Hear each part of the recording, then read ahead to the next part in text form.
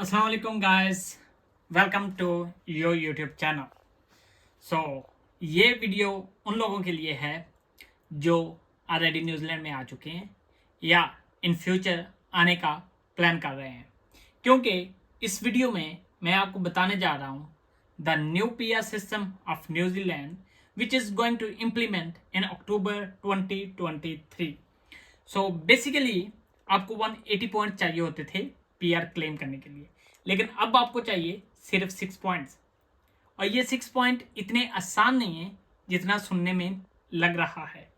सो इन्होंने skilled migrant category को 3 categories में डिवाइड कर दिया है। Number 1 your registered occupation, number 2 qualification and number 3 salary और वेजेस। सो रजिस्टर्ड ऑक्यूपेशन, अगर आपका ऑक्यूपेशन न्यूजीलैंड में रजिस्टर्ड है तो उसके लिए आप पॉइंट क्लेम कर सकते हैं। फॉर एग्जांपल, अगर आप डॉक्टर हैं तो उसके लिए आपको 6 पॉइंट्स मिलेंगे, अगर आप डेंटिस्ट हैं तो उसके आपको 5 पॉइंट मिलेंगे, और अगर आप टीचर हैं उसके भी आपको 5 पॉइंट मिलेंगे।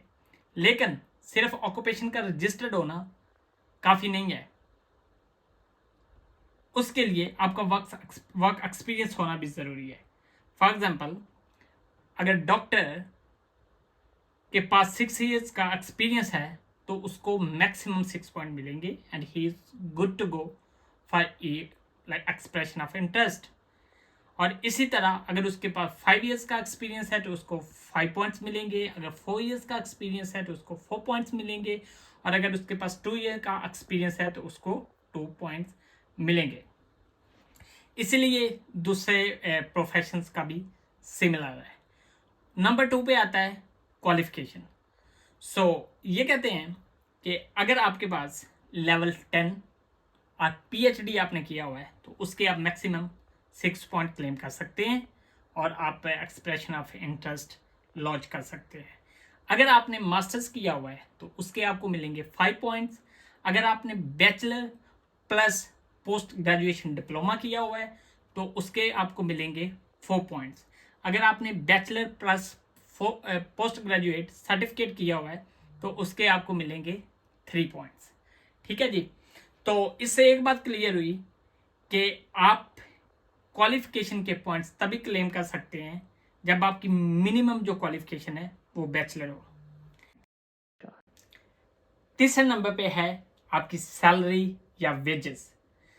अगर आपकी सैलरी मीडियन वेज से 3 गुना है तो उसके आपको मिलेंगे मैक्सिमम पॉइंट्स, लाइक जो कि 6 हैं।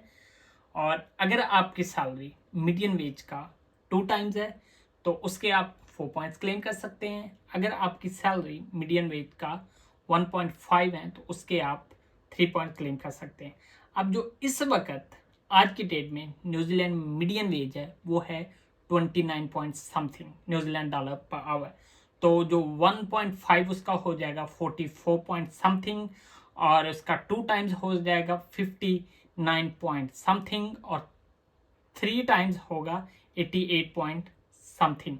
सो मतलब मिनिमम आपकी इतनी सैलरी होनी चाहिए पर आवर। लेकिन यहाँ पे इम्पोर्टेंट बात यह है कि आप इन 3 कैटेगरीज को मिक्स नहीं कर सकते। लाइक आप ऐसा नहीं कर सकते थे कि आप कुछ पॉइंट आपको क्वालिफिकेशन से मिल जाए और कुछ पॉइंट आपको सैलरी से मिल जाए। No, it's not possible. आपको किसी एक की बेस पे ही एक्सप्रेशन ऑफ इंटरेस्ट इनपुट करना है। लेकिन गुड न्यूज़ ये है कि इन्होंने एक चौथी कैटेगरी आपको दी है जिसमें से आप पॉइंट इन तीनों में से किसी एक के साथ मिक्स कर सकते हैं। फॉर एग्जांपल, आपने मास्टर्स किया हुआ है जिसके आपको 5 पॉइंट्स मिले हैं। अगर आपके पास 1 ईयर एक्सपीरियंस है तो आप एक्सपीरियंस का 1 पॉइंट क्लेम कर सकते हैं और आपके पॉइंट 6 हो जाएंगे and you are good to go for expression of interest. इस तरह अगर आपके पास 2 साल का एक्सपीरियंस है तो उसके आपको 2 पॉइंट्स मिलेंगे। 3 ईयर्स का एक्सपीरियंस है तो उसके आपको 3 पॉइंट्स मिलेंगे, और मैक्सिमम आप एक्सपीरियंस से 3 पॉइंट ही क्लेम कर सकते हैं। जी दोस्तों। यस दोस्तों, सो आपके हल्का अहबाब में जितने भी लोग न्यूजीलैंड आना चाहते हैं या आने का प्लान कर रहे हैं या आ चुके हैं तो प्लीज़ उन सबको ये वीडियो फॉरवर्ड कर दें। और एक बात मैं ज़रूर बताऊंगा कि ये जस्ट बेसिक इन्फॉर्मेशन है। मैं आपको हाईली रिकमेंड करूंगा, जब आप एक्सप्रेशन ऑफ इंटरेस्ट लॉन्च करना चाहते हैं, किसी सोलिसिटर लॉयर की खिदमत ज़रूर लें, क्योंकि वो इसमें एक्सपर्ट होते हैं। जब कोई काम आप पहली दफ़ा कर रहे होते हैं तो वो इतना इजी नहीं होता। तो हम HQ एजुकेशन कंसल्टेंट के नाम से एक कंपनी रन कर रहे हैं, जिसमें हमारा एम यही है कि हम लोगों की जितनी ज़्यादा हो सके हेल्प करें। Thank you very much for watching this video and see you in the next one.